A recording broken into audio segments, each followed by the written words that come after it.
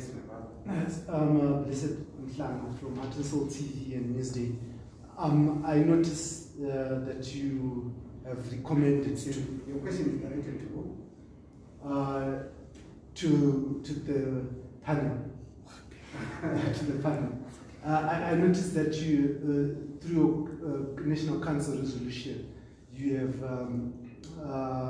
made a move to initiate disciplinary hearing on Bebe and Gorekore, but you did not afford the other members that you have recalled such courtesy.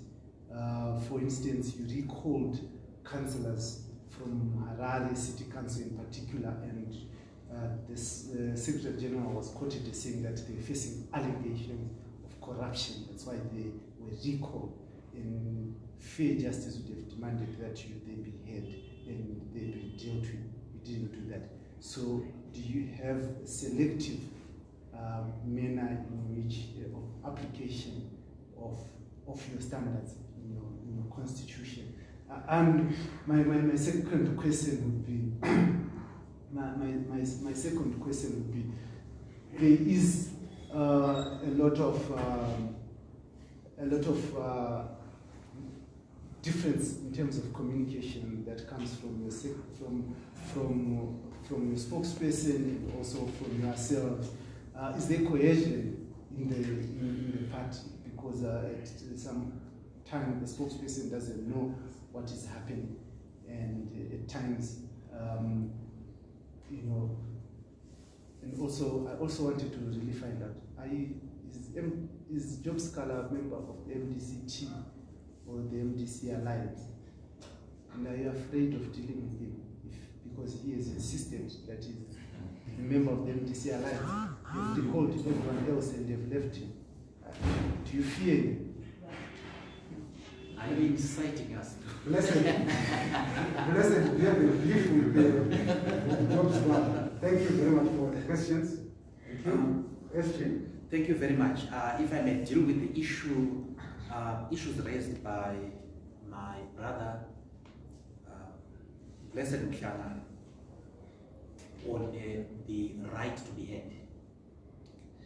The people who were recalled on the basis that they had, through signing of affidavits, through acts or omissions, formed, supported, or joined other political parties other than the MDC-T. Now, if you form, join, or support another political party, then in terms of clause 5.10.a of the Constitution, you automatically terminate your membership. So these people were not expelled by us. They terminated their membership. And these are people who were knowledgeable of the provisions of the Constitution. They were certainly knowledgeable of clause 5.10.a because they had used it before. So they terminated their membership, and we communicated to Parliament. We communicated to Council through the Minister of Local Government that these people had ceased to belong to our members. They terminated their membership. Regarding Abednego Bebe and Paul Gorekore, these are still members of the MDC-T. If you are a member of the MDC-T and there are allegations of misconduct against you, you are dealt with in terms of the constitutional procedure. And the constitutional procedure in the case of National Council members is slightly different, where the person is a member of the National Standing Committee. Where a person is a member of the National Standing Committee, for example, if the National Council yesterday wanted to summarily expel Mr. Bebe, they would simply have voted, and a vote of 2/3 would have seen the expulsion of the member. That provision was not used. Instead, the National Council ruled that although there was prima facie evidence that there was an act of misconduct, it was proper that formal procedures be done to afford the member the right to be heard. This is because he is our member and we have jurisdiction over him. Mr. Gorekore is a member of the National Council. The provisions of Clause 511 of the Constitution doesn't apply to him. And if the authorities so desire, he will be brought before a disciplinary committee, either appointed by the National Standing Committee as an ad hoc committee, or the disciplinary committee chaired by the national chairperson. We will decide on that, and he will be given the right to be heard. As you know, he has been suspended. We suspend members we suspend people who are members of our party. We take disciplinary action and afford the right to be heard of people who are members of our party. We have no jurisdiction to have a hearing in respect of a person who is no longer a member of our party. And if that person has terminated his membership by the mere fact of joining another political party, they have terminated their membership.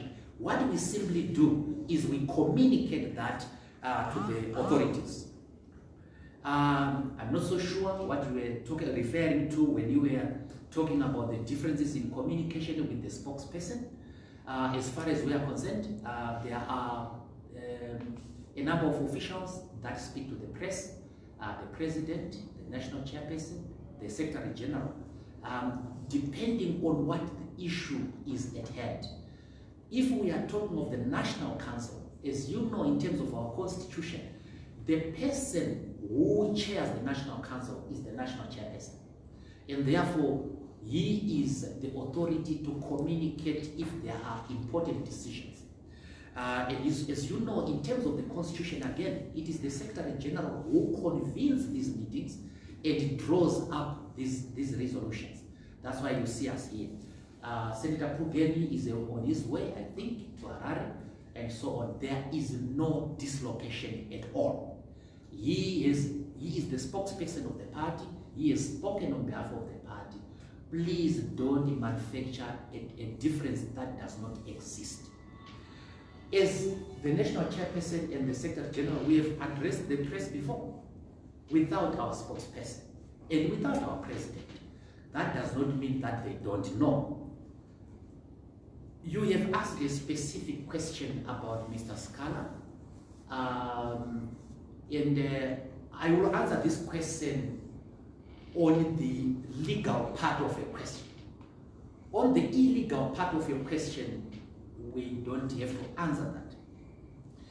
And the legal part of your question is whether we are afraid of Mr. Sikhala or not. No, we are not. We are not afraid of Mr. Sikhala. He doesn't bite, and he is a person who holds certain views, some very strongly, and so on. And we do respect some of his views. Whose member is he? We do not know. He is yet to tell us the membership of his party. I haven't seen, and we haven't seen the affidavit that he signed renouncing membership of the party. But let me just say that all members of our party, if they commit acts of misconduct, will be dealt with in a fair manner. They will be afforded the right to be heard.